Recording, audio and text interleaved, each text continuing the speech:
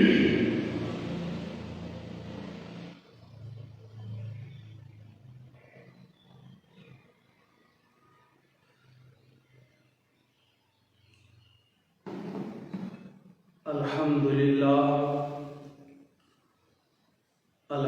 لله نحمده ونستعينه ونستغفره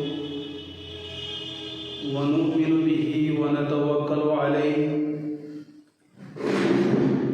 ونعوذ بالله من شرور أنفسنا ومن سيئات أعمالنا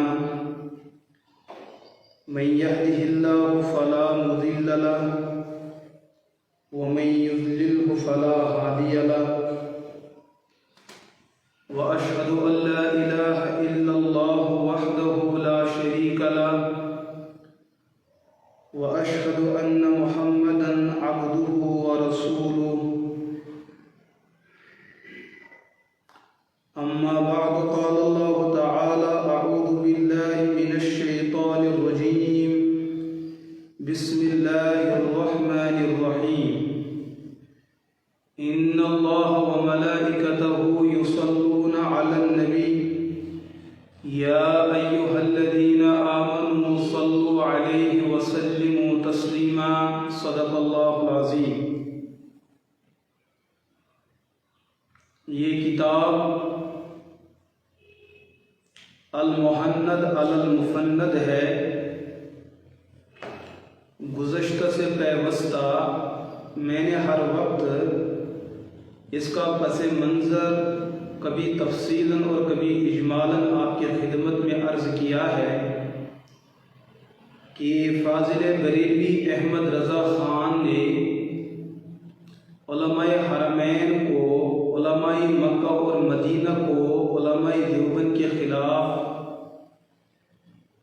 اکسانے کی بہت ہی بڑی بدترین کوشش فرمائی، لیکن جب علماء حرمین کو احمد رضا کی اس ملمہ سازی کا علم ہوا تو علماء حرمین نے تمام علماء کی مشاورت سے 26 سوالات کا انتخاب فرمایا اور علماء دیوبند کو اس بات کا پابند کیا کہ آپ نے ان 26 سوالات کے جوابات دینے ہیں قرآن، سنت اور اسلاف اور اخلاق کی روشنی میں۔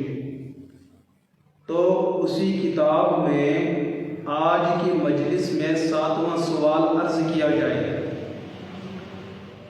اس کی تھوڑی سی میں تمہید آپ کی خدمت میں عرض کر رہا ہوں کہ رضا خانیہ قوم نے علماء حرمین کے سامنے علماء دیوبند پر یہ الزام عائد کیا ہے کہ دیوبند کے علماء اللہ کے رسول صلی اللہ تعالی علیہ وسلم کی ذات اقدس پہ درود پڑھنے کو، صلاۃ و سلام پڑھنے کو ناجائز اور حرام سمجھتی ہے۔ آج کے دور میں بھی ایسا دیکھنے کو ملتا ہے کہ جس جگہ بھی رضا خانی قوم کا کوئی انفرادی جلسہ ہو یا کوئی اجتماعی جلسہ ہو اور وہاں کے لوگ اگر علماء دیوبند کو نہ پڑھتے ہوں گے اور نہ جانتے ہوں گے، اس وقت بریلوی قوم علماء دیوبند کے خلاف یہی الزام دہراتے رہتے ہیں کہ علماء دیوبند اللہ کے رسول علیہ السلام پر درود و سلام پڑھنے کے قائل نہیں۔ جب یہ بات علماء حرمین کے سامنے آ گئی تو علماء حرمین نے ایک سوال لکھا۔ وہ سوال کیا ہے وہ سنیے آپ۔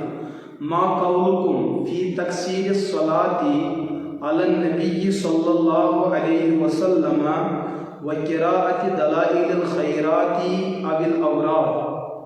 اے علماء دیوبند، تمہارا اس چیز کے بارے میں کیا عقیدہ ہے کہ کیا اللہ کے رسول علیہ السلام پر درود پڑھنا چاہیے اور کیا اللہ کے رسول علیہ السلام پر درود بکثرت پڑھنا چاہیے؟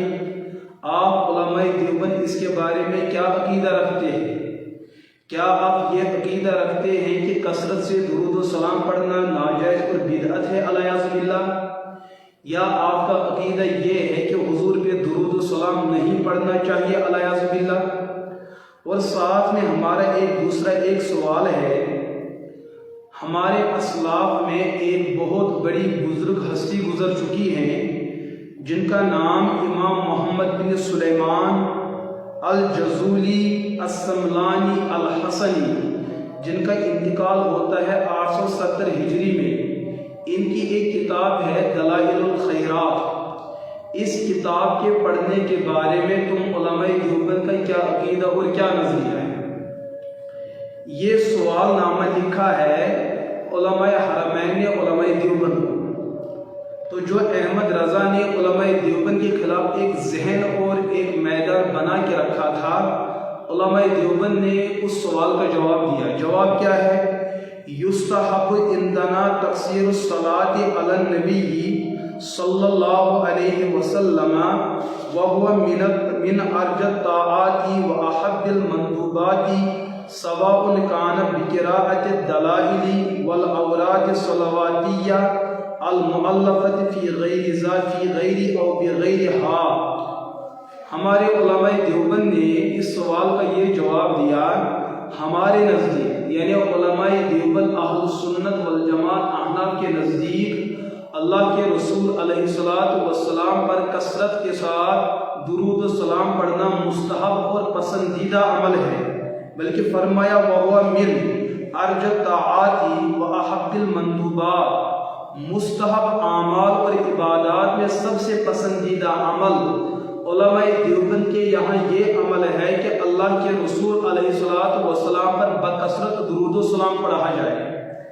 ایسا نہیں ہے، بلکہ یہ بھی ہمارا عقیدہ ہے جس کتاب کی آپ نے نشاندہی فرمائی دلائل الخیرات امام حسنی علیہ رحمہ کی، اس کتاب کا پڑھنا یا اس فن اور اس موضوع میں جو دیگر علماء نے جو کتابیں تحریر فرمائی ہے، جیسے حزب الاعظم ہے، القول البدیع ہے، جلاء الافہام ہے، الکلام المکنون ہے، اس طریقے سے یا مناجات مقبول ہے یا درود السلام پر جو بھی کتابیں لکھی گئی ہے یا ترتیب دی گئی ہے، ان جملہ کتب کو پڑھنا ہم علماء دیوبند بہت ہی بہتر اور پسندیدہ عمل سمجھتے ہیں۔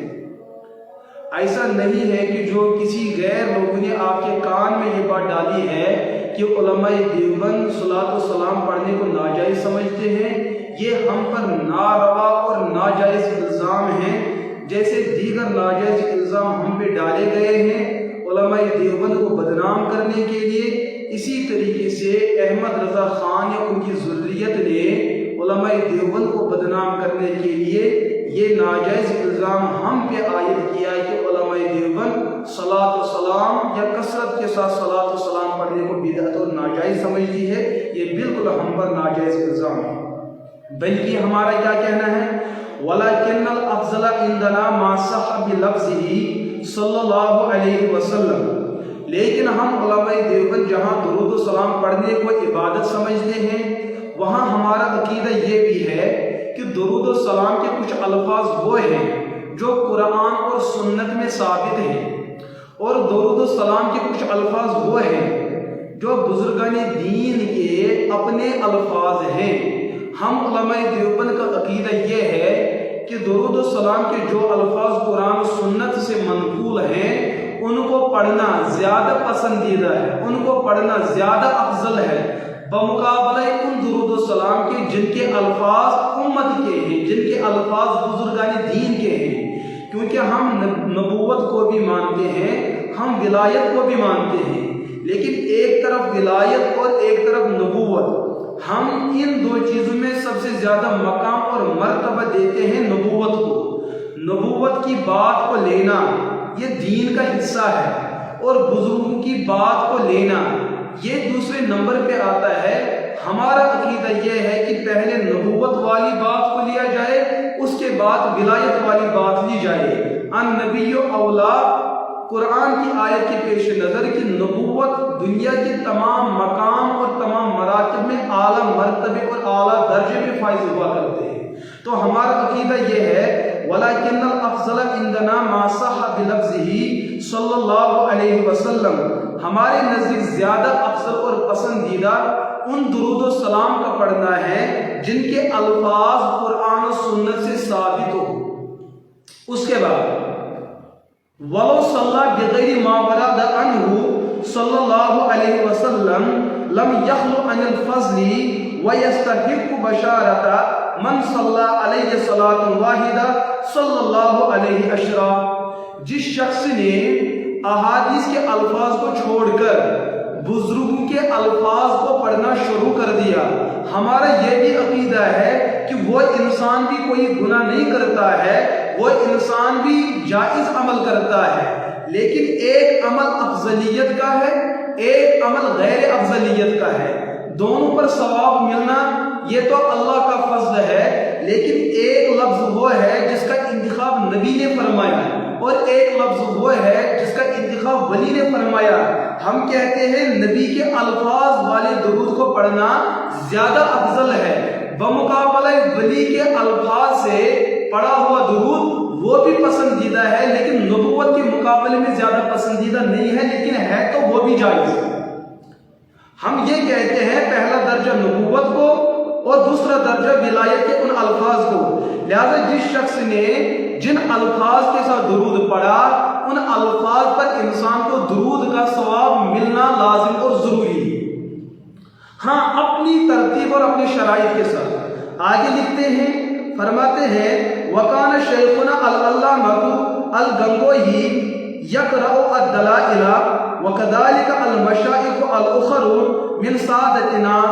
हमारे मशाइख में से कुतुबुल इरशाद मौलाना अब्दुल रशीद गंगोही रहमतुल्लाहि ताला अलैह, वो इमाम हसनी की दलाइल खैरात को खुद भी पढ़ा करते थे, क्योंकि वो किताब दुरूद और सलाम के लिए लिखी गई है। उसके अंदर दुरूद और सलात और सलाम के अल्फाज को लिखा गया है। जैसे हमारे मशाइख में से हकीमुल उम्मा मौलाना अशरफ अली थानवी रहमतुल्लाह ने नशरुत्तीब फी जिक्र नबील हबीब के अंदर सलात और सलाम के मुख्तलिफ अल्फाज को जमा किया है। शेखुल हदीस मौलाना शेख ज़करिया रहमतुल्लाह ने फज़ाइल आमाल की पहली जिल्द फज़ाइल दुरूद सफ़ा 660 से लेकर आगे तक उन्होंने सलात और सलाम के बारे में फज़ाइल को बयान किया, आगे जाकर दुरूद के उन अल्फाज को बयान किया जिनका ताल्लुक कुरान और सुन्नत से साबित है। तो फरमाते दलाइलुल खैरात भी चूंकि हदीस के अंदर दुरूद और सलाम की किताब है, मौलाना रशीद अहमद गंगोही अलैहिर्रहमा खुद भी उसको पढ़ा करते थे, और जो लोग रशीद अहमद गंगोही अलैहिर्रहमा से बैयत के हवाले से उनके साथ ताल्लुक रखे हुए थे, हजरत उनको भी पढ़ने का हुक्म फरमाया करते थे, तरबियत के हवाले से, खानकाही निज़ाम के हवाले से। आगे वकज़ालिका अल-मशाइख अल-उखर मिन सादतिना, इसी तरीके से हमारे जो दीगर बुजुर्गान दीन है वो भी दलाइलुल खैरात हो, अल-हिज़्बुल आज़म हो, अल-क़ौलुल बदी हो, अल-कलामुल मक़नून हो, या दुरूद और सलाम से मुतल्लिक़ जो भी जुमला कुतुब तहरीर की गई थी, हमारे मशाइख उन किताबों को पढ़ा करते थे। वक़द कतब फी इरशादातिही मौलाना व मुर्शिदना कुतुबुल आलमी हज़रतुल हाज इमदादुल्लाह क़द्दसल्लाहु सिर्रहु अल-अज़ीज़ व अमरा अस्हाबहु बिअन युखर्रिबू व कानू यरहूना अद-दलाइल रिवायतन व कान युजीज़ु अस्हाबहु बिद-दलाइल मौलाना अल-गंगोही रहमतुल्लाहि अलैह। हमारे अकाबिरीन और हमारे मशाइख में से कुतुबुल इरशाद इमाम ताइफा हजरत मौलाना मुहाजिर मक्की रहमतुल्लाहि ताला अलैह, वो खुद भी इस किताब को पढ़ा करते थे और अपने मुरीदीन को भी इस चीज की इजाजत फरमाया करते थे कि इस किताब को पढ़ा करो। तो मेरे अजीज दोस्तों, ये जो सवाल है, इस सवाल के अंदर उसूल के दर्जे में जो बात अर्ज की गई है वो ये कि उलमाए देवबंद दुरूद और सलाम पढ़ने के कायल हैं। अरे क्यों कायल नहीं हो सकते हैं? उर्दू जुबान के अंदर दुरूद और सलाम की जो फजीलत, उसके जो अनवारात और उसके जो बरक़ात, उसका मकाम और मर्तबा जो मुतय्यन है, शेखुल हदीस मौलाना शेख ज़करिया रहमतुल्लाह ने एक किताब लिखी है फ़ज़ाइल आमाल। वो फ़ज़ाइल आमाल मुख्तलिफ किताबों पर मुश्तमिल है। उसके अंदर एक किताब है फ़ज़ाइल दुरूद। उस किताब के अंदर हजरत ने उर्दू ज़बान में बहुत सारी आयात और बहुत सारे अहादीस को लाकर ये बात उम्मत के सामने वाज़ेह की कि दुरूद और सलाम का पढ़ना बहुत ही बड़ी इबादत है। इसी तरीके से मुफ्ती आज़म पाकिस्तान हजरत मौलाना मुफ्ती عثمانی رحمہ اللہ، ان کی جو تفسیر ہے معارف القرآن، حضرت نے درود و سلام کے پڑھنے پر مستقل ایک رسالہ لکھا ہے اور ایک کتاب تحریر فرمائی ہے۔ ان کی ایک کتاب ہے مشہور معروف، اس کتاب کا نام ہے جواہر الفقہ۔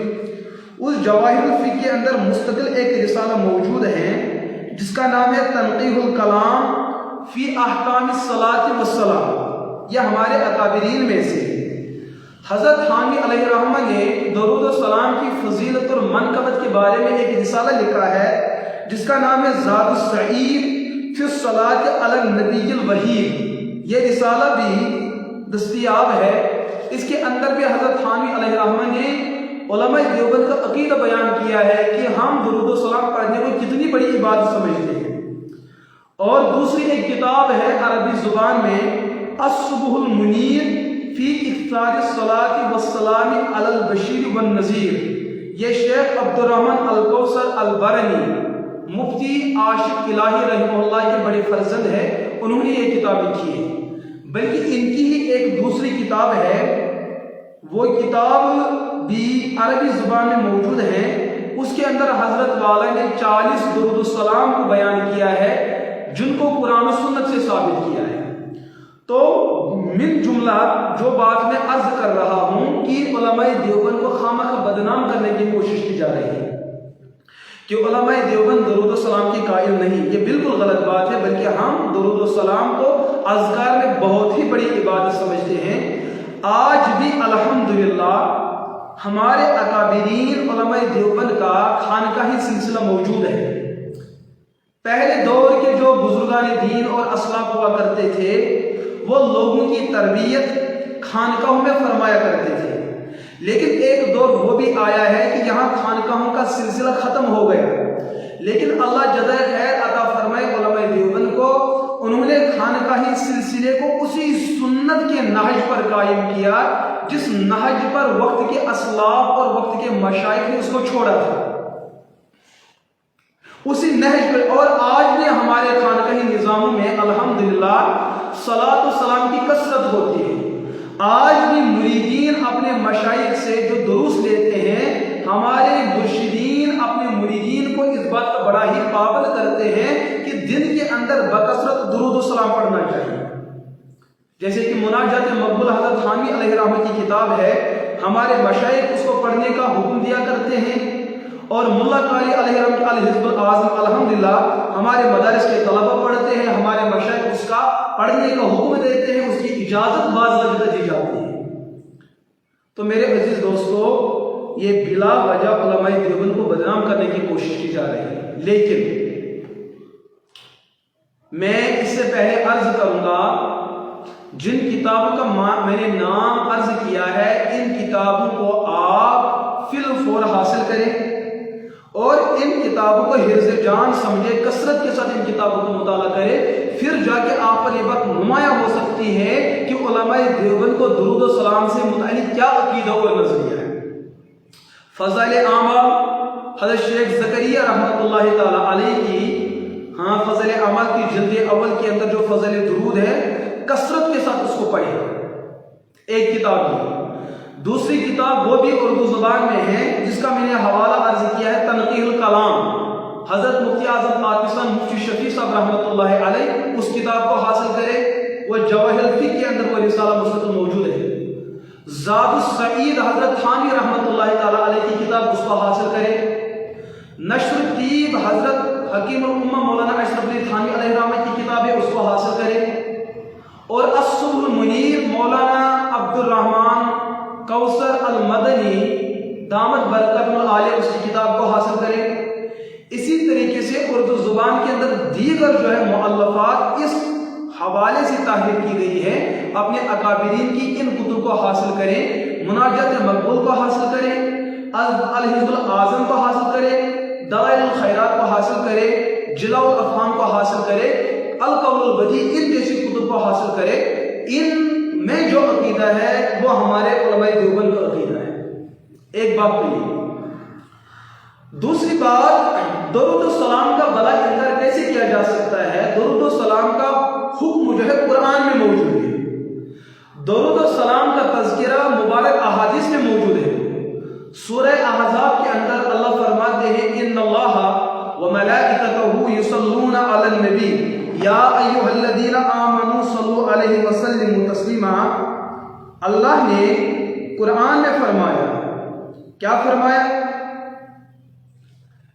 ان اللہ و ملائکہ اور اس کے سبھی فرشتے یصلون علی النبی، وہ اللہ کے رسول علیہ الصلوۃ والسلام پر درود بھیجتے ہیں۔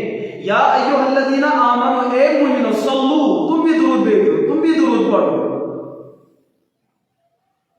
یا ایھا الذین آمنوا صلوا علیہ وسلموا تسلیما، ایک تو حضور پہ درود پڑھے اور ایک حضور پر سلام پڑھے، دو چیزوں کا حکم آیا ہے۔ ہمارے مشائخ میں سے شیخ زکریا علیہ الرحمہ نے فضائل اعمال کے پہلے حصے میں فضائل درود کے ابتدائی صفحات میں اس بات کو لکھا ہے کہ اللہ نے ہر نبی کے مقام اور مرتبے کو بیان کرنے کے لیے کچھ امتیازی احکامات کا حکم دیا۔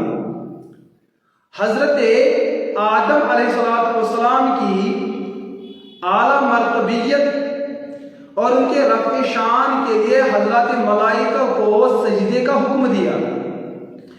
جس نبی کے مقام اور مرتبے کو اجاگر کرنے کے لیے اللہ نے کسی چیز کا حکم دیا، وہ حکم مخلوقات کے ساتھ متعلق تھا، اللہ نے اس حکم پر خود عمل نہ فرمایا۔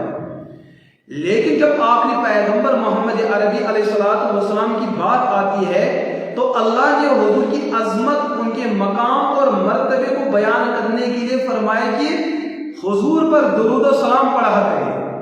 لیکن اس عمل میں اللہ نے خود شرکت فرمائی۔ وہ شرکت کچھ ایک الگ نوعیت کی ہے، جس نوعیت میں مخلوق شریک نہیں۔ مخلوق میں ملائکہ کو کہا گیا کہ وہ بھی درود بھیجتے ہیں، اور انسانات اور جنات کو پابند کیا گیا تم بھی درود و سلام پڑھا کرے اللہ کے رسول علیہ السلام کے ذات اقدس پہ۔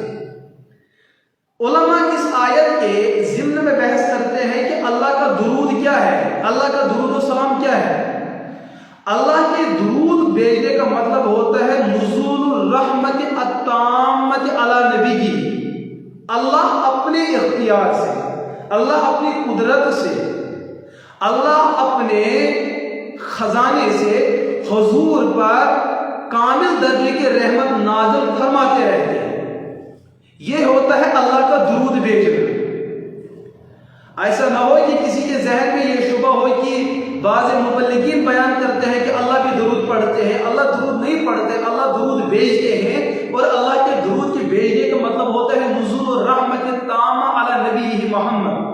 اللہ اپنے نبی پر اپنے اختیار سے، اپنے قدرت سے، اپنے تعلق سے، بغیر زبان کا سہارا لیتے ہوئے، بغیر اعضاء اور جوارح کا سہارا لیتے ہوئے، بغیر زمان، مکان، زمین کا سہارا لیتے ہوئے، اللہ اپنے نبی پر کامل درجے کی رحمت نازل فرماتے رہتے ہیں۔ یہ اللہ کا درود بھیجنا ہوتا ہے۔ جہاں تک حضرات ملائکہ کا درود بھیجنے کا مطلب ہوتا ہے، ان کا مقصود یہ ہوتا ہے وہ اللہ سے دعا کرتے ہیں کہ آپ اپنے نبی پر کامل درجے کی رحمت اور سلامتی نازل کریں۔ اور جو ہمارا درود پڑھنے کا مقصود ہوتا ہے، ہم درود کے الفاظ پڑھتے بھی ہیں، وہ مفہوم اور معنی عرض کرتے بھی ہیں، پھر یہ بھی دعا کرتے ہیں یہ جو ہم نے درود کے کلمات پڑھے ہیں ان کا ثواب ان کو اپنے دربار میں قبول فرما دیجئے، ان پہ جو ثواب آنا ہے وہ ثواب محمد عربی علیہ السلام کو عطا کر دیجئے ہمارے مانگنے کے تعلق سے۔ یہ امت کا درود ہوتا ہے۔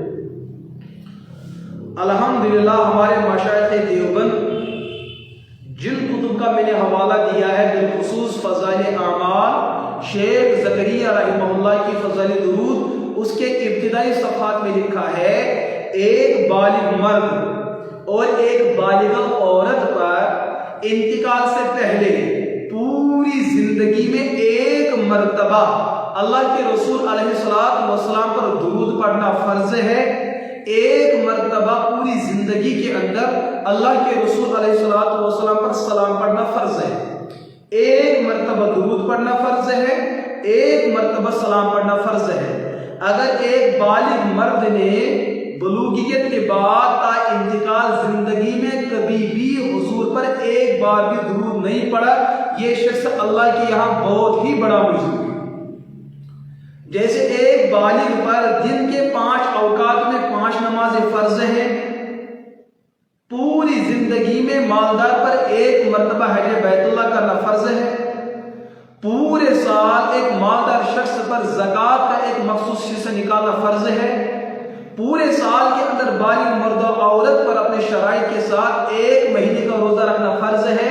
اسی طریقے سے پوری زندگی کے اندر ایک بار حضور پر درود پڑھنا، ایک بار حضور پر سلام پڑھنا فرض ہے۔ یہ شیخ زکریا علیہ الرحمہ نے لکھا ہے اور دلائل کے ساتھ اس کو بیان کیا ہے۔ کیوں؟ قرآن کی جو آیت ہے ان اللہ و ملائکتہ یصلون علی النبی یا ایھا الذین آمنوا صلوا، یہ فعل امر ہے، اور کتب اصول میں لکھا ہوتا ہے الامر یقتضی بالوجوب، امر تقاضا کرتا ہے کسی چیز کا وجوب کا، وجوب چاہے وہ عملی ہو یا اعتقادی۔ ہاں، تو یہ اصول مد نظر رکھتے ہوئے اللہ نے چونکہ درود پڑھنے کا حکم دیا ہے تو بار بار پڑھنے کا حکم نہیں دیا ہے۔ اس آیت کے اندر مطلق آیا ہے، مطلق کا یہی ہے کہ فرد کامل کی پوری زندگی میں ایک بار پڑھنا درود فرض ہے۔ ساتھ میں علماء دیوبند یہ فرماتے ہیں، احادیث کو سامنے رکھتے ہوئے اللہ کے رسول علیہ الصلوۃ والسلام نے کثرت کے ساتھ درود پڑھنے کا حکم دیا ہے، کبھی 1 مرتبہ پڑھنا، کبھی 10 بار پڑھنا، کبھی 100 بار پڑھنا، کبھی بغیر حد و نہایت کے بیان کیا گیا ہے۔ تو علماء دیوبند کا یہ بھی عقیدہ ہے زندگی میں ایک بار درود و سلام پڑھنا فرض ہے اور 3 مرتبہ درود و سلام پڑھنا واجب ہے، 3 مرتبہ۔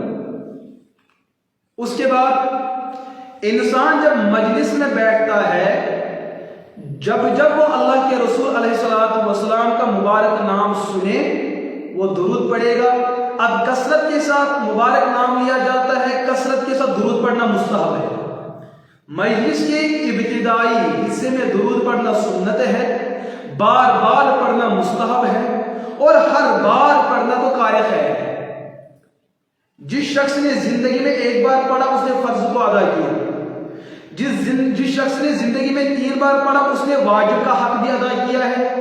جو ہر مجلس کی ابتدا میں درود پڑھتا ہے اس نے سنت پر عمل کیا ہے۔ جو کثرت کے ساتھ پڑھتا ہے، چاہے گھر میں پڑھے، چلتے پڑھے، بیٹھتے پڑھے، جیسے پڑھے، شرائط کے صحیح کے ساتھ اس نے مستحب پر بھی عمل کیا ہے۔ یہ ہے درود پڑھنے کے درجات۔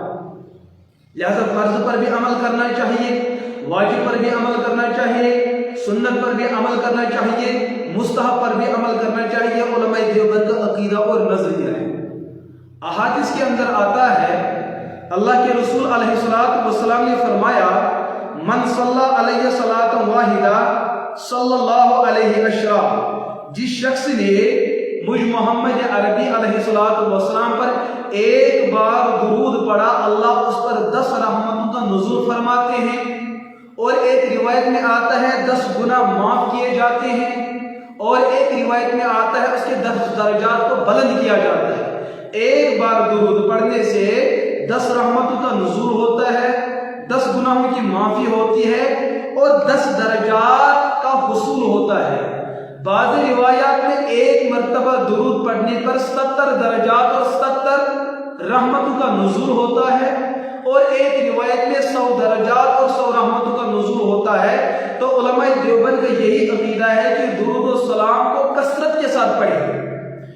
یہی وجہ ہے آپ دیکھیں گے اور اس پر آپ کو فخر بھی ہونا چاہیے کہ علماء دیوبند کی جو ایک اصلاحی جماعت ہے جس کو ہم دعوت و تبلیغ کے نام سے جانتے ہیں، ان احباب کے ہاتھ میں آپ تسبیح دیکھیں گے، وہ تحلیلات کی بڑی پابندی کرتے ہیں۔ علماء دیوبند نے جو خانقاہی نظام چلایا ہے سنت کے حوالے سے، سنت اصول کی روشنی میں، خانقاہی نظام کے ساتھ جڑنے والے افراد درود و سلام کثرت سے پڑھنے والے ہوں گے۔ ہاں، تبلیغی نظام کثرت کے ساتھ درود و سلام پڑھتے ہیں۔ ہمارے مدارس اسلامیہ کے اندر بلکہ اللہ کے رسول علیہ الصلوۃ والسلام فرماتے ہیں کل قیامت کے دن میرے نزدیک سب سے زیادہ وہ شخص ہوگا جس کا مجھ پر کثرت کے ساتھ درود پڑھنا ثابت ہو۔ اب ہمارے مدارس کے اندر آپ دیکھ لیجئے، درجے عربی اول سے لے کر درجے ہفتم دور حدیث تک کوئی ایک درجہ اور کوئی ایک کلاس ایسی نہیں ہے کہ جس میں درود و سلام کی تعلیم نہ ہوتی۔ پہلے کلاس کے اندر حدیث کی کتاب جو ہمیں پڑھائی جاتی ہے، جس کے اندر احادیث بھی ہے، اس کا نام ہے ذات الطالبین۔ اس کے اندر تقریباً 200-500 احادیث موجود ہیں۔ جب بھی استاد قال النبی صلی اللہ علیہ وسلم پڑھتے ہیں، خود بھی درود پڑھتے ہیں اور طالب علم بھی درود پڑھتا ہے، خود بھی درود پڑھتے ہیں اور طلبہ بھی درود پڑھتے ہیں۔ عربی صوم کی بات کریں تو اس میں مشکات الآثار پڑھائی جاتی ہے، اس میں بھی 500-600 احادیث ہیں۔ جب بھی استاد قال النبی صلی اللہ علیہ وسلم قال رسول اللہ صلی اللہ علیہ وسلم پڑھتے ہیں تو طالب علم بھی درود پڑھتا ہے، استاد بھی درود پڑھتا ہے۔ عربی چہارم کی بات کریں تو الفیۃ الحدیث مولانا منظور نعمانی علیہ رحمہ، جس کے اندر 1100 حدیث موجود ہے، اس کے اندر ہر حدیث پر درود پڑھا جاتا ہے۔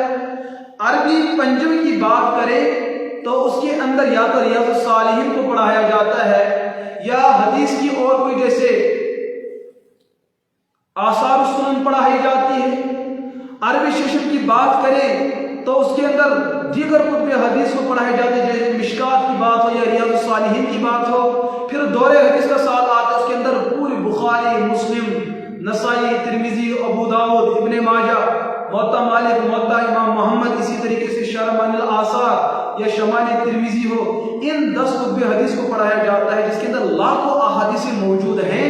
تو ان احادیث کو جب بھی استاد اور طالب علم پڑھتا ہے، حضور کا مبارک نام بھی عظمت و احترام کے ساتھ لیتے اور درود بھی پڑھتا ہے۔ حضور علیہ الصلوۃ والسلام نے فرمایا کل قیامت کے دن کثرت کے ساتھ مجھ پر درود پڑھنے والے میرے نزدیک ہوں گے۔ اس وقت مدارس نظام اسلامی کے جو طلبہ ہیں، دعوت و تبلیغ سے جڑے ہوئے جو لوگ ہیں، خانقاہی نظام سے جڑے ہوئے جو لوگ ہیں، جو بکثرت درود و سلام پڑھتے ہیں، یا دیگر تعلقات کے ساتھ جڑے ہوئے لوگ جو اپنے معمول کے اعتبار سے درود و سلام کا ورد کرتے ہیں، امید یہ ہے کہ کل قیامت کے دن اللہ کے دربار میں سب سے زیادہ اعلیٰ اور عرفہ مقام پہ فائز ہوں گے عام امتیوں کے مقابلے میں۔ تو میرے عزیز دوستو، یہ ہمارا عقیدہ ہے، کثرت کے ساتھ درود پڑھیں۔ جو شخص درود میں بخل کرتا ہے اللہ کا مجرم ہے، اللہ کے رسول علیہ السلام کا مجرم اور نافرمان ہے، بلکہ درود نہ پڑھنے والوں پر اللہ کے رسول نے بد دعا بھی فرمائی ہے۔ ان تمام احادیث و روایات کو سامنے رکھ کر درود پڑھنا اعلیٰ عبادت ہے، درود پڑھنا عرفہ عبادت ہے، درود پڑھنا بہتر سے بہتر تر عبادت ہے، جس کا انکار کرنا گمراہی سے خالی نہیں، جس کو بلا وجہ ترک کرنا فسق سے خالی نہیں ہے۔ لیکن علماء دیوبند نے جہاں درود پڑھنے کو اعلیٰ قسم کی عبادت بتائی ہے، وہاں قرآن اور سنت کے تقاضوں کو سامنے رکھ کر یہ بھی بتایا کہ اس موقع پر کیسے درود پڑھا جائے۔ کیفیت، کمیت، وقت، زمان، زمین۔ مثال کے طور پر ہمارے کشمیر میں جب سے یہ ایکو مائک آئی ہے، ایکو مائک نے یہاں پر ایک اور مسئلہ کھڑا کیا ہے، وہ یہ کہ بعض علاقوں میں اب دیکھنے کو مل رہا ہے کہ جو مؤذنین اذان دیتے ہیں وہ اذان کے اختتام پہ بآواز بلند درود و سلام پڑھتے ہیں، اس کے بعد مروجہ اور مسنونہ دعا پڑھتے ہیں۔ لیکن یہ کل کی پیداوار ہے، بعض علاقوں میں گنے چنے چند علاقوں میں ایسا دیکھنے کو ملتا ہے، بلکہ علاقوں کے اندر کسی مسجد میں یہ سب کچھ دیکھنے کو ملتا ہے، ورنہ بکثرت اور جمہور و سواد اعظم مستقل اپنی گزشتہ سنت پر عمل کرتی ہے کہ اذان دینے کے بعد بآواز آہستہ درود و سلام بھی پڑھتے ہیں اور اس کے بعد مسنون دعا بھی پڑھتے ہیں اور اس کے بعد نماز کی ادائیگی ہوتی ہے۔ لیکن جب سے ایکو مائک منظر عام پہ آئی، تب سے ایکو مائک کے ساتھ یہ بآواز بلند درود پڑھنا بھی کچھ علاقوں کی کچھ مساجد کے اندر دیکھنے کو ملتا ہے۔ اب جب ان لوگوں کو کہا جاتا ہے کہ آپ بعد اذان بآواز بلند جو درود پڑھتے ہیں اس کی دلیل کیا ہے؟ دلیل تو اس کی ملتی نہیں. کیوں؟ کسی چیز کا ثبوت یا تو قرآن سے ملے گا، کسی چیز کا ثبوت یا تو صحیح احادیث مبارکہ سے ملے گا، کسی چیز کے جواز اور صحیح ہونے کی دلیل یا تو صحابہ کرام رضی اللہ عنہ اجمعین کے مبارک عمل سے ملے گا، یا کسی چیز کے جائز ہونے کی دلیل چار ائمہ مجتہدین امام اعظم ابو حنیفہ، امام مالک، امام شافعی، امام احمد بن حنبل رحمہم اللہ علیہ اجمعین کی مدونہ کتب فقہ کے اندر دلیل یا اس کا مسئلہ مل سکتا ہے. یہ جو آج کے دور میں بعض علاقوں کی بعض مساجد میں بعد اذان بآواز بلند درود پڑھا جاتا ہے، نہ قرآن میں اس کا ثبوت ہے، نہ حدیث مبارکہ میں اس کا ثبوت ہے، نہ صحابہ کرام سے اس کا ثبوت ہے، نہ امت کے اجماع سے اس کا ثبوت ملتا ہے، نہ مجتہدین کے اجتہاد سے اس کا ثبوت ملتا ہے. میں نے ایک دن اپنے علاقے میں اپنے گاؤں میں جو مرکزی جامع مسجد ہے وہاں پر کچھ سالوں سے یہ عمل جاری ہوا، تو میں نے ان سے پوچھا کہ آپ ایسا کیوں عمل کرتے ہیں؟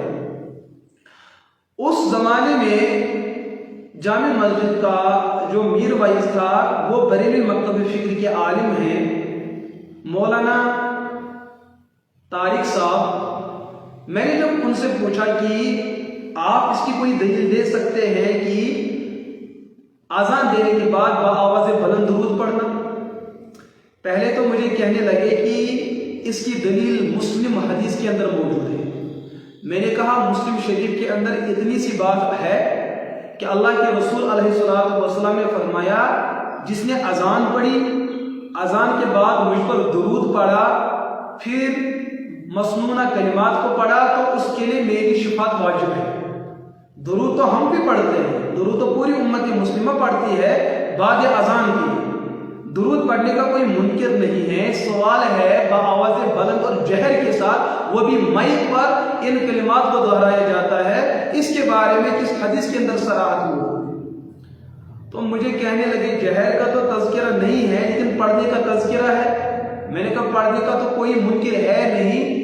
جیسے 5 نمازیں ہم پڑھتے ہیں، ہر نماز کے اندر سورہ فاتحہ پڑھی جاتی ہے، ہر نماز کے اندر ضم سورہ پڑھی جاتی ہے، لیکن 3 نمازیں وہ ہے جن میں سورہ فاتحہ اور ضم سورہ پڑھی بھی جاتی ہے اور جہرن بھی پڑھی جاتی ہے، اور 2 نمازیں وہ ہے جن میں ضم سورہ اور سورہ فاتحہ پڑھی جاتی ہے مگر جہر نہیں پڑھی جاتی ہے. تو جو ہم 3 نمازوں کے اندر سورہ فاتحہ اور ضم سورہ پڑھتے ہیں جہر کے ساتھ، احادیث کے اندر پڑھنے کا بھی تذکرہ ہے اور جہر کا بھی تذکرہ ہے. اسی وجہ سے ہم 3 نماز کے اندر پڑھتے بھی ہیں اور جہر بھی کرتے ہیں. لیکن ظہر اور عصر کی نماز میں صرف پڑھنے کا تذکرہ ہے، جہر کا تذکرہ نہیں ہے. تو مسلم کی روایت میں اذان کے بعد صلاۃ و سلام پڑھنے کا تذکرہ تو ہے مگر جہر کا تذکرہ نہیں ہے. اب اگر آپ نے جہر کو بڑھایا ہے تو دلیل دینی آپ کے ذمے ہے. تو مجھے کہنے لگے کہ جہر کا تذکرہ نہیں ہے. میں نے کہا بلا وجہ جہر کرنا کیا یہ شریعت زیادتی نہیں ہے؟ تو پھر مجھے کہنے لگے ہاں زیادتی ہے، اب لوگ تو کرتے ہیں نا. میں نے کہا نہ قرآن میں اس کا ثبوت، نہ حدیث مبارکہ میں اس کا ثبوت، نہ امت کے اجماع میں اس کا ثبوت. بالخصوص رضا خانی لوگ حنفیت کے مدعی اور دعوے دار ہے. ابو حنیفہ علیہ رحمہ نے جہاں کتاب المسائل اذان کو بیان کیا ہے تفصیل کے ساتھ، اذان پڑھنے کا سنت طریقہ کیا ہے، اذان کے کلمات کیا ہے، اذان سے پہلے کن چیزوں کا خیال رکھنا چاہیے، دوران اذان کن چیزوں کا اہتمام کرنا چاہیے، اذان کے بعد کن کلمات کا اہتمام کرنا چاہیے، وہاں ابو حنیفہ علیہ رحمہ نے جہر کے تذکرے کو کسی جگہ نہ ضمناً بیان کیا، نہ اشارتاً، نہ صراحتاً. تو پتہ چلا کہ اب جو وجود میں یہ بات آ رہی ہے کہ مساجد کے اندر بآواز بلند درود پڑھا جاتا ہے، اس کا ثبوت کسی بھی جگہ نہیں ہے. تو علماء دیوبند کا عقیدہ یہ ہے کہ جو درود جس طریقے سے پڑھنا سنت ہے اس کو ویسے ادا کرو، اس طریقے میں نہ کمی کرو نہ اضافہ کرو. رضا خانی لوگ جس احمد رضا نے علماء حرمین کو علماء دیوبند سے بدزن کرنے کی کوشش کی کہ علماء دیوبند درود و سلام پڑھنے کے قائل نہیں ہے، یہ ہم پہ الزام ہے، بلکہ درود و سلام پڑھنے کا ہر کوئی قائل ہے۔ ہم علماء دیوبند کہتے ہیں درود ویسے پڑھو جیسے اللہ کے رسول علیہ السلام نے سکھلایا اور بتلایا۔ ہم علماء دیوبند کا کہنا یہ ہے درود و سلام ویسے پڑھو جیسے حضرت ابو بکر رضی اللہ تعالیٰ عنہ سے لے کر صحابہ میں ایک آخری صحابی تک جس صحابی نے جو درود جیسے پڑھا اور جس طریقے سے پڑھا، ہم علماء دیوبند کا عقیدہ یہ ہے ویسے پڑھو جیسے صحابہ نے پڑھا، اتنا پڑھو جتنا صحابہ نے پڑھا، جب پڑھو جب صحابہ نے پڑھا، وہاں پڑھو جہاں صحابہ نے پڑھا، ویسے پڑھو جیسے صحابہ نے پڑھا۔ ہم علماء دیوبند کا نظریہ یہ ہے، ہم کہتے ہیں کہ درود و سلام ویسے پڑھو جس پر پوری امت کا اتفاق ہے، مشرق و مغرب، شمال و جنوب، حنفیہ، شافعیہ، مالکیہ، حنابلہ، ان تمام مسلمانوں کا درود پڑھنے کا جس طریقے پر اتفاق ہے، اس اتفاقی درود کا پڑھنا ہم شریعت سمجھتے ہیں۔ امام اعظم ابو حنیفہ علیہ رحمہ کی بات کرے، حضرت امام انس بن مالک امام دار الہجرہ مدنی کی بات کرے، حضرت محمد بن ادریس امام شافعی علیہ رحمہ کی بات کرے، حضرت امام احمد بن حنبل علیہ رحمہ، ان سب ائمہ مجتہدین کی بات کرے، انہوں نے درود پڑھنے کے مسائل کو حل کیا ہے، تفصیل کے ساتھ بیان کیا ہے۔ ہم کہتے ہیں جو نظریہ ان لوگوں نے دیا ہے اس نظریے کے ساتھ درود پڑھنا عبادت ہے۔ بالخصوص ہمارا دعویٰ اہل سنت والجماعت حنفیہ ہونے کا ہے۔ ہم چونکہ فروعات میں امام ابو حنیفہ علیہ رحمہ کے مقلد ہیں، چونکہ درود پڑھنا بھی فرعی مسئلہ ہے، اس میں بھی اسی طریقوں کو اختیار کرنا شریعت و سنت ہے جو طریقہ ابو حنیفہ علیہ رحمہ نے کتب کے اندر دلائل کے ساتھ بیان کیا ہے۔ لیکن رضا خوانی درود و سلام کیا ہے؟ جب جو بھی میت، جس قسم کی میت آتی ہے، ان کا درود عدلتا بدلتا ہے۔ اگر میت مسجد میں موجود نہ ہو تو یہ بآواز بلند درود نہیں پڑھیں گے، ان کا مؤذن درود پڑھے گا بآواز بلند، لیکن جو ان کے پیچھے مقتدیان ہیں وہ تو درود زور سے نہیں پڑھیں گے۔ ان کا کوئی مفتی صاحب کی موجودگی میں کوئی مؤذن درود زور سے پڑھے گا بعد اذان، لیکن مفتی صاحب خود نہیں درود پڑھیں گے۔ میں نے ایک دن اسی مذکورہ مولانا سے کہا اگر اذان کے بعد بآواز بلند درود پڑھنا سنت ہے تو میں نے آپ کو کبھی بھی جا کر مسجد میں نہیں دیکھا کہ آپ نے اذان کہنے کے بعد بآواز بلند درود پڑھا، بالکل خاموش ہو گئے۔ میرے دوستو، خاموشی وہاں ہوتی ہے جہاں دلیل نہیں ہوتی ہے۔ تو علماء دیوبند کا عقیدہ کیا ہے؟ درود عبادت ہے، لیکن اس عبادت میں جو طریقہ ہے وہ مصطفیٰ اور صحابہ کا طریقہ اور مجتہدین کا طریقہ ہے۔ اگر ان طریقوں سے کوئی درود پڑھا جائے وہ عبادت ہوتی ہے۔ ایک مسئلہ یہ۔ دوسرا مسئلہ ہمیں پوچھا جاتا ہے کیا کھڑے ہو کے درود پڑھنا ناجائز ہے؟ ہمارے بھی اپنے احباب کبھی کبھار یہ سوال کرتے ہیں کہ درود پڑھنا کھڑے ہو کے ناجائز ہے۔ میں نے کہا یہ تو غلط بات ہے۔ اللہ کے رسول علیہ السلام سے درود کا پڑھنا بحالت قیام بھی ثابت ہے، اللہ کے رسول علیہ السلام سے درود پڑھنا بحالت قعود بھی ثابت ہے، اللہ کے رسول علیہ السلام کے یہاں درود پڑھنا بحالت تشہد بھی ثابت ہے، اللہ کے رسول علیہ السلام کے یہاں درود پڑھنا اور کیفیت کے ساتھ بھی ثابت ہے۔ ارے جب ہم قبرستان جاتے ہیں زیارت قبور کرنے کے لیے، وہاں پر اہل قبور کو ہم سلام عرض کرتے ہیں، ان کے لیے ہم دعا کرتے ہیں، دعا سے پہلے اللہ کی ثنا اور حمد بیان کرتے ہیں، حمد کے بعد اللہ کے رسول علیہ السلام پر درود و سلام پڑھتے ہیں، اس کے بعد فاتحہ خوانی کرتے ہیں۔ تو یہ درود خوانی اور یہ صلاۃ و سلام ہم قبرستان میں جا کر بیٹھ کے پڑھتے ہیں یا کھڑے ہو کے؟ امت کا عمل یہ ہے کہ ہم قبرستان جاتے ہیں، کھڑے ہو کے ہم وہاں درود پڑھتے ہیں، کھڑے ہو کے وہاں صلاۃ و سلام پڑھتے ہیں، کھڑے ہو کے وہاں دعا کرتے ہیں۔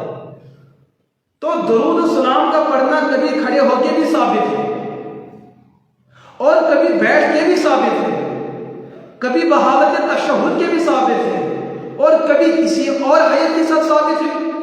ہمارا نظریہ یہ ہے جہاں بیٹھ کے ثابت ہے وہاں بیٹھ کے پڑھو، جہاں کھڑے ہو کے ثابت ہے وہاں کھڑے ہو کے پڑھو، جہاں بحیثیت تشہد کے وہاں ویسے پڑھو۔ ہم الحمدللہ جب نماز پڑھتے ہیں، نماز میں بھی ہم درود پڑھتے ہیں، لیکن تشہد کی حالت میں۔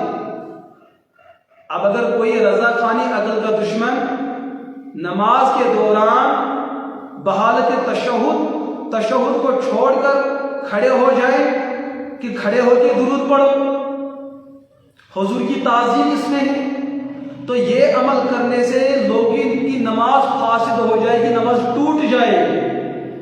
نماز میں درود و سلام پڑھنا ہے بیٹھ کے، وہاں بیٹھ کے ہی سنت ادا ہوگی۔ اگر کسی نے کھڑے ہو کے پڑھنا شروع کر دیا، امام نے جان بوجھ کے کر دیا، تو نماز سب کی فاسد، بھول ہو گئی تو سجدہ سہو لازم۔ لیکن جہاں کھڑے ہو کے درود پڑھنا سنت ہے، وہاں کھڑے ہو کے ہی درود پڑھا جائے۔ آپ کسی میت پر نماز جنازہ پڑھتے ہیں، پہلی تکبیر کہنے پر ثنا پڑھتے ہیں، دوسری تکبیر پڑھنے پر جمہور اہل سنت اللہ کے رسول علیہ السلام پہ یہ درود پڑھتی ہے، لیکن یہ درود بحالت قیام پر کھڑے ہو کے پڑھی جاتی ہے۔ ہمارا نظریہ یہ ہے کہ اس موقع پہ درود کھڑے ہو کے پڑھو۔ جب آپ اللہ کے رسول علیہ السلام کے روزے پہ جاؤ، وہاں صلاۃ و سلام آپ کو عرض کرتی ہیں، آپ اپنے چہرے کو نبوت کے مبارک چہرے کی طرف کرے اور اپنی پشت کو قبلے کی طرف رکھے، پھر کھڑے ہو کے پڑھے الصلاۃ والسلام علیک یا رسول اللہ۔ یہاں پر کھڑے ہو کے درود پڑھنا، دونوں ہاتھوں کو ناک کے نیچے باندھ کر تعظیم کے ساتھ، احترام کے ساتھ درود پڑھنا، یہاں پر سنت اور مستحب عمل یہ ہے۔ جہاں کھڑے ہو کے پڑھنے سے تقاضا پورا ہوگا وہاں وہ سنت ہے، جہاں بیٹھنے سے سنت ادا ہوگی وہاں درود و سلام بیٹھ کے پڑھنا ہی سنت ہے، جہاں تشہد کی حالت میں درود و سلام پڑھنا ہوگا وہاں اس سے وہی سنت ادا ہوگی۔ تو علماء دیوبند کا یہ عقیدہ ہے۔ بریلیت کا کیا عقیدہ ہے؟ جہاں کھڑے ہو کے درود پڑھنے کا ہمارا من کرے وہاں کھڑے ہو کے پڑھو، جہاں بیٹھ کر درود پڑھنے کا ہمارا دل اور ہمارا من کرے وہاں بیٹھ کے پڑھو، جہاں تشہد کی حالت میں درود پڑھنے کا ہمارا من کرے وہاں بیٹھ کے تشہد کے اندر پڑھو۔ تو بریلیت بھی کھڑے ہو کے پڑھتی ہے لیکن من پر عمل کرتی ہے، علماء دیوبند کھڑے ہو کے درود پڑھتی ہے لیکن صحابہ کے عمل کو دیکھ کر پڑھتی ہے۔ بریلوی لوگ کہتے ہیں بیٹھ کے درود پڑھو کیونکہ ہمارا من کرتا ہے، لوگ پڑھتے ہیں۔ علماء دیوبند کا عقیدہ ہے کہ درود بیٹھ کر بھی پڑھو، ہم اس وجہ سے پڑھتے ہیں کہ حضور اور صحابہ بھی کبھی کبھار بیٹھ کے درود پڑھتے ہیں۔ علماء دیوبند کہتے ہیں حالت تشہد میں درود پڑھے کیونکہ حضور ویسے درود پڑھا کرتے تھے۔ بریلوی کہتے ہیں کہ تشہد میں درود پڑھے کیونکہ حضور نہیں بلکہ ہمارا من کرتا ہے، وہ من والے ہیں اور ہم نبی والے ہیں۔ بریلیوں کا درود اب والا ہے اور ہمارا درود رب والا ہے، ان کا درود نفس والا ہے اور ہمارا درود پیغمبر والا ہے۔ درود وہ بھی پڑھتے ہیں، درود ہم بھی پڑھتے ہیں، اس میں ان کا طریقہ نفس والا ہوتا ہے، ہمارے درود میں طریقہ رب والا ہوتا ہے۔ جو رب والا درود پڑھے وہ گستاخ کہلاتا ہے اور جو نفس والا درود پڑھے اس کو عاشق رسول کہا جائے۔ وہاں پہ کیا انصاف کی بات ہے؟ تیسری بات، علماء دیوبند کے بارے میں یہ بھی کہا جاتا ہے کہ علماء دیوبند زور سے درود پڑھنے کو ناجائز سمجھتی ہے۔ علماء دیوبند کا عقیدہ ہے کہ بیٹھ کے ہی درود پڑھو۔ میرے عزیز دوستو، یہ بھی ہم پہ ایک الزام ہے اور ناجائز الزام ہے۔ ہمارا عقیدہ یہ نہیں ہے، ہمارا عقیدہ یہ ہے جہاں کھڑے ہو کے جہاں زور سے بآواز بلند درود پڑھنے سے شریعت کا تقاضا پورا ہو سکتا ہے وہاں بآواز بلند درود پڑھے، اور جہاں بآواز آہستہ درود پڑھنے سے تقاضا وہاں جہر سنت ہے، جہاں سر سے تقاضا پورا ہوتا ہے وہاں سر سے درود پڑھنا سنت ہے۔ اس کی ہزاروں مثالیں موجود ہیں، اس کی لاکھوں مثالیں موجود ہیں۔ کیا کوئی شخص نماز میں درود و سلام زور سے پڑھ سکتا ہے؟ سب کا جواب ہوگا نہیں۔ کیا نماز جنازے میں درود و سلام زور سے پڑھا جا سکتا ہے؟ کہتے ہیں نہیں۔ لیکن جو ہم دعائے حاجت اور دعائے ضرورت کرتے ہیں مجالس کے اندر، مراکز کے اندر، جلسہ گاہوں کے اندر، وہاں تو سب امت مسلمہ کے تمام علماء کا اس پر اتفاق ہے، وہ اللہ کی تعریف زور سے پڑھتے ہیں، پھر درود و سلام زور سے پڑھتے ہیں، اس پہ تو کوئی اختلاف ہے نہیں۔ لہذا جہاں جہر قرآن سے ثابت وہاں جہر، جہاں جہر سنت سے ثابت وہاں جہر، جہاں جہر اجماع امت سے ثابت وہاں جہر، جہاں جہر ائمہ اربعہ سے ثابت وہاں جہر، جہاں اس کے برعکس ان چار مواقع اور چار دلائل سے صرف ثابت وہاں سے۔ بریلوی بھی جہر کرتے ہیں، دیوبندی بھی جہر کرتے ہیں، ہمارا جہر قرآن سے ثابت، ہمارا سر قرآن سے ثابت۔ ان کا جہد لوگوں سے ثابت، ان کا سر لوگوں سے ثابت۔ اصل جنگ تو یہ ہے، تو میں نے خلاصتاً المحند علی المفند کا جو سوال نمبر 7 ہے کہ علماء دیوبند کا صلاۃ و سلام پڑھنے کے بارے میں کیا عقیدہ ہے، یہ میں نے بالاختصار آپ کی خدمت میں عرض کیا ہے۔ لیکن ایک دوسرا سوال جو ہے جس کی جانب احباب نے پہلے بھی توجہ فرمائی، وہ یہ کہ علماء دیوبند درود حضور کے بارے میں کیا عقیدہ رکھتے ہیں۔ کیا علماء دیوبند کے یہاں درود حضور پڑھنا جائز ہے؟ اگر جائز ہے تو کن شرائط کے ساتھ پڑھنا جائز ہے؟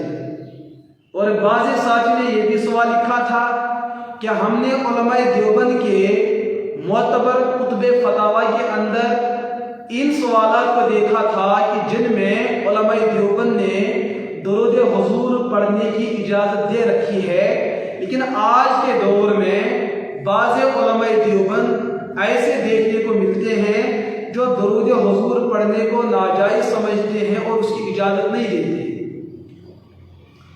میرے دوستو، بات تو صحیح ہے۔ سب سے پہلے ہمیں یہ سمجھنا ہے کہ درود حضور کیا ہے۔ درود حضور کے بارے میں ایک ہی مسئلہ آپ ذہن میں رکھیں، وہ کلمات، وہ الفاظ، جن کلمات اور الفاظ کو اس نوعیت کے ساتھ پڑھا جائے کہ کلمات کے اندر وہ تعبیر ہو کہ جیسے ہم سامنے موجود کسی شخص یعنی نبی پر درود پڑھتے ہیں۔ سمجھانے کے لیے جب ہمیں کوئی ساتھی ملنے آتا ہے یا ہم کسی ساتھی کو ملنے جاتے ہیں، ہم سلام کرتے وقت اس کو کہتے ہیں السلام علیکم ورحمۃ اللہ یا السلام علیکہ ورحمۃ اللہ، آپ پر اللہ کی سلامتی ہے۔ یہ جو آپ ہے یہ موجود شخص کے لیے استعمال ہوتا ہے۔ تو الصلاۃ والسلام علیکہ یا رسول اللہ، اے اللہ کے رسول علیہ الصلوۃ، آپ پر صلاۃ و سلام۔ جن الفاظ کے اندر ایسا مفہوم ظاہر ہوتا ہو کہ جس میں بظاہر کلمات کا تقاضا یہ ہے کہ سامنے موجود شخصیت کو ہم درود پڑھتے ہیں۔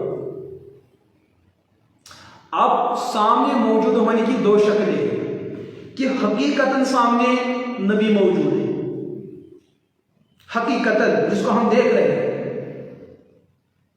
مثلا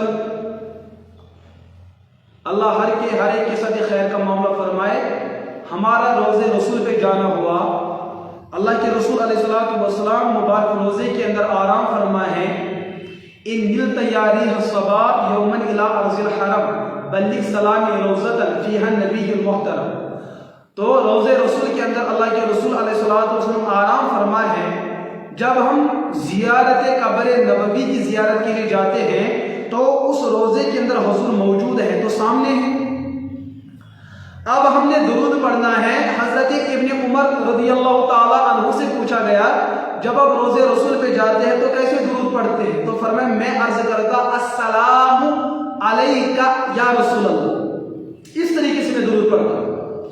یہی حدیث مد نظر رکھتے ہوئے علماء دیوبند کی جملہ کتب جو ہمارے مدارس اسلامیہ میں پڑھائی جاتی ہے، جیسے فقہ کی ایک کتاب الفقہ المیسر، آخر میں کتاب الحج میں ایک عنوان آتا ہے زیارت قبر نبی، وہاں موجود ہے۔ مدارس اسلامیہ کے درجے 2 میں نور الایضاح پڑھائی جاتی ہے، وہاں کتاب الحج کے اندر باب زیارت قبر نبی کے تحت ایک عنوان موجود ہے، وہاں یہ بھی لکھا ہے کہ حضور کے روزے پہ جا کر کیسے درود پڑھنا ہے۔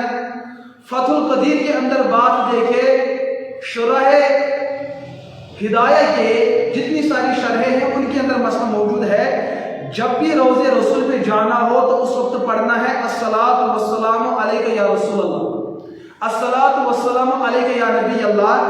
بلکہ میں یہی عرض کروں گا کہ اوراد فتحیہ کے اندر جو صلاۃ و سلام کے جو سیگے الفاظ موجود ہیں انہی ثابت شدہ کلمات کو روزے رسول پہ پڑھنا۔ ایک طریقہ یہ ہے کہ حضور سامنے موجود ہونے کی دو شکلیں ہیں، مبارک قبر سے باہر موجود ہوں یا قبر مبارک کے اندر موجود ہو، یہ دونوں چیزیں حضور کا سامنے موجود ہونا ہی۔ اللہ اللہ کی قدرت سے یہ ناممکن نہیں ہے، یہ اللہ کی قدرت سے خارج نہیں ہے۔ اللہ اس چیز پر قادر ہے کہ کسی اپنے مقبول بندے کے قبولیت کے لیے اللہ نے اپنے رسول علیہ الصلوۃ والسلام نے اللہ کے رسول علیہ الصلوۃ والسلام کو رب نے اپنے اختیار سے معجزتاً اور قدرتاً روض رسول سے بڑے احترام کے ساتھ ان کا نکالنا فرمایا، اور اس امتی کے سامنے حضور اقدس علیہ الصلوۃ والسلام کا مبارک وجود کا پیش ہونا یہ اللہ کی قدرت میں داخل ہے، درجہ امکان میں بھی اور درجہ حکم میں بھی ہے، ہر اعتبار سے اللہ کی قدرت میں یہ بات داخل ہے۔ تو اب اس امتی نے براہ راست حضور کو دیکھا، یہ کرامتاً اور حضور کے یہاں معجزتاً اور اللہ کے یہاں قدرتاً، تو یہ چیزیں ہیں۔ اور دوسرا روض رسول پہ جانا، یہ بھی حضور کا سامنے ہونا۔ تیسری شکل حضور کا سامنے ہونے کا مطلب کیا ہوتا ہے؟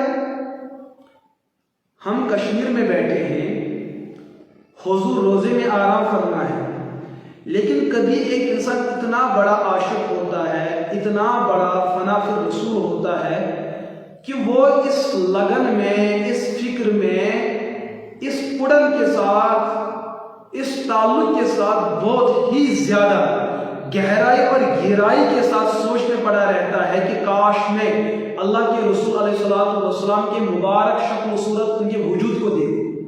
یہ اس گہرائی کے ساتھ اس فکر میں پڑ جاتا ہے کہ اس کی نظر حضور کے مبارک چہرے کے وجود اور شکل و صورت پہ جم جاتی ہے۔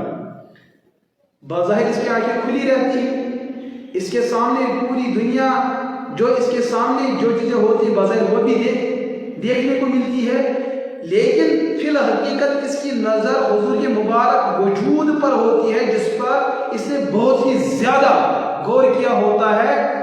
درمیان میں بہت ساری لاکھوں چیزیں ہیں، دنیا سمجھتی ہے کہ یہ ان چیزوں کو دیکھتا ہے، لیکن اس کی نظر ان پہ ہوتی ہے۔ تو یہ ایک جو تعلق ہے، اس تعلق میں بھی حضور ان کے سامنے موجود ہے، لیکن یہ مقام سب کو حاصل نہیں، یہ عاشق رسول فی الحقیقت، یہ فنا فی رسول کو یہ مقام حاصل ہوتا ہے، یہ عام انسان کو حاصل نہیں ہوتا ہے۔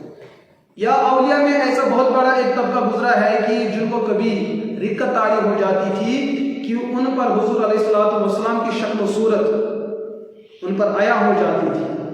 اس کے اسباب اور اس کے اغراض کیا ہو سکتے ہیں، یہ مہانت کے اندر ایک سوال کے ضمن میں انشاءاللہ یہ سب کچھ آنے والا ہے، تب میں وہاں پر رہ کر تفصیل کے ساتھ اس جزء پر گفتگو کروں گا۔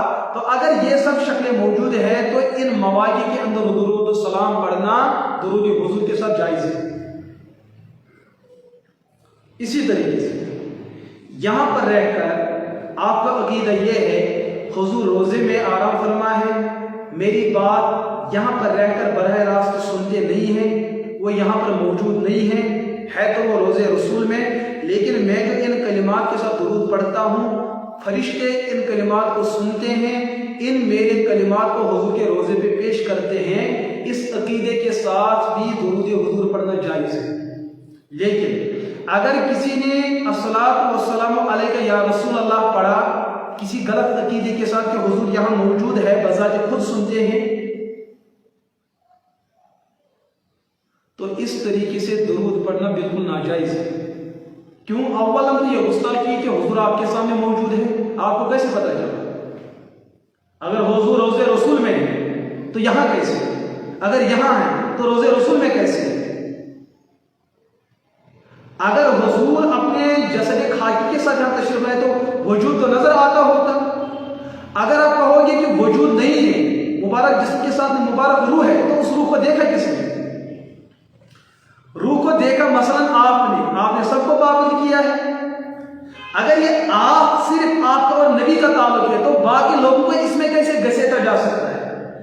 اگر آپ اور حضور کا تعلق یہاں موجود ہے تو باقی امت کو کیسے گھسیٹا جائے؟ جس کا جو مسئلہ ہے وہ یہ عمل کر سکتا ہے، جس کا مسئلہ نہیں وہ بلا وجہ ایسے عمل کیسے کر سکتا ہے؟ وہ تو مکاری اور ریاکاری ہو جائے گی، وہ تو نفاق ہو جائے گا۔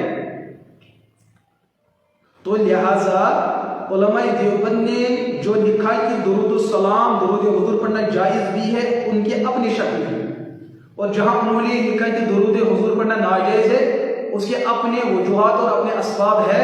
علماء دیوبند کے دونوں جوابات جائز ہے۔ آج کے دور میں جو علماء دیوبند درود حضور پڑھنے کو ناجائز کہتی ہے، وہ ان لوگوں کے درود حضور کو ناجائز کہتی ہے جو درود حضور پڑھتی ہے اس عقیدے کے ساتھ الیاذ باللہ کہ حضور خود سنتے ہیں، یا الیاذ باللہ حضور مجلس میں حاضر و ناظر ہے، یا الیاذ باللہ حضور کی مبارک روح یہاں موجود ہے۔ ان چیزوں پر کوئی دلیل نہ ہونے کے باوجود بھی وہ لوگ دعویٰ کرتے ہیں کہ حضور یہاں ہیں۔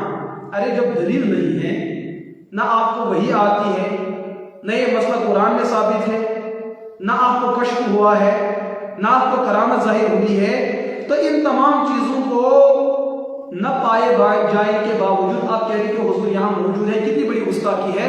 ایک تو یہ انسان جھوٹ بولتا ہے اور درود کے نام پہ جھوٹ بولتا ہے۔ جو شخص درود پڑھے گا اپنے جھوٹ کو سچ ثابت کرنے کے لیے، اس درود پر ثواب تو آتا نہیں، البتہ گناہ تو لازم ہوتا ہے۔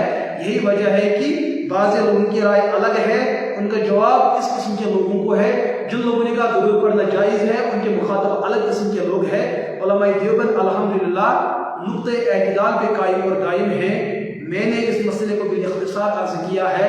اللہ ہمیں کثرت کے ساتھ اللہ کے رسول علیہ الصلوۃ والسلام پر درود پڑھنے کی توفیق عطا فرمائے، اور جن مشائخین نے اس سلسلے کی داغ بل ڈالی ہے، اللہ ان کے درجات کو بلند بالا فرمائے، اور ہمارے مدارس اسلامیہ میں اس کا نظام بالکل موجود ہے۔ ہمارے طلبہ کو قبول فرمائے، ہمارے اساتذہ کو قبول فرمائے، جو ہمارے دعوت و تبلیغ کے ساتھی ہے، اللہ ان کو بھی کثرت کے ساتھ درود سلام پڑھنے کی توفیق عطا فرمائے۔ جو خانقاہی نظام کے ساتھ جڑے ہوئے لوگ ہیں وہ الحمدللہ کرتے ہیں، ان کو مزید اس پر کام کرنے کی توفیق عطا فرمائے۔ اللہ مجھے ناچیز کو بھی کثرت کے ساتھ درود پڑھنے کی توفیق عطا فرمائے۔ وآخر دعوانا ان الحمد للہ رب العالمین۔ آخر میں یہ بات بھی عرض کروں گا، اگر بات میں کسی درجے میں اجمال رہا ہو، میں بار بار یہ بات عرض کرتا ہوں کہ براہ راست آپ فون پہ پوچھ سکتے ہیں۔ جو فون پہ براہ راست پوچھ نہیں سکتا ہے، واٹس ایپ آپ کے پاس موجود ہے، آپ پوچھ سکتے ہیں۔ تحریر کے ذریعے سے، تقریر کے ذریعے سے آپ اپنے سوال نامے ارسال کر سکتے ہیں، تفصیل کے ساتھ آپ کے سوالات کو جوابات دیا جائے گا۔ اللہ مجھے بھی حق پر عمل کرنے کی توفیق عطا فرمائے، اللہ آپ کو بھی حق پر عمل کرنے کی توفیق عطا فرمائے۔